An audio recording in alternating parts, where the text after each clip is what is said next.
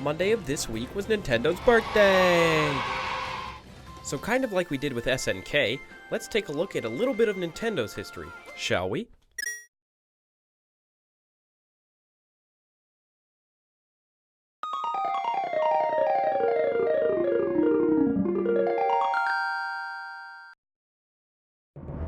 Nintendo began way back at the end of the 1880s, 89 to be exact. Based out of Kyoto, the company started producing Hanafuda cards, because of course you couldn't make video games back in the 1800s. But none of that matters because what do you know Nintendo for besides it being what your mom calls every video game console? Oh yeah, that's right, for their video games. Nintendo began to produce its own hardware for playing games in 1977 with something known as the Color TV Game Home Console.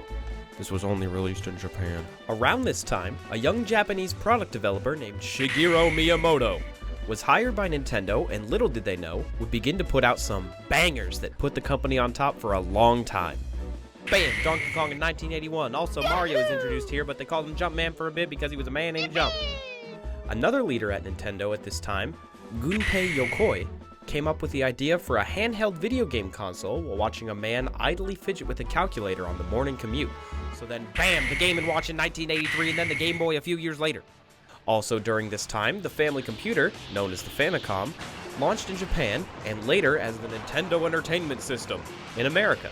Later, an upgraded version, known as the Super Famicom, or the Super Nintendo Entertainment System in North America, brought even better graphics and new potential for the company. With these systems came iconic series like The Legend of Zelda, Pokemon, Kirby, Metroid, Donkey Kong, and of course, Mario.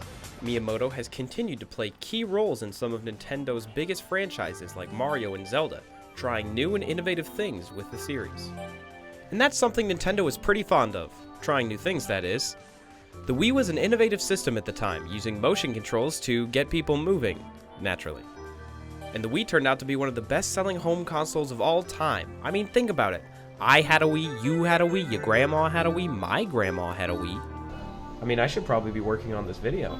And instead I'm just playing Zelda. Aren't you supposed to be doing something?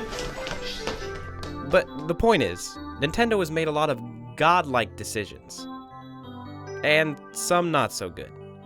But regardless, Nintendo has helped make this industry what it is today. Numerous innovators and leaders have come and gone, but Nintendo will always be a name looked upon fondly by generations old and new. Happy birthday, Nintendo. Here's to 130 years, and 130 more.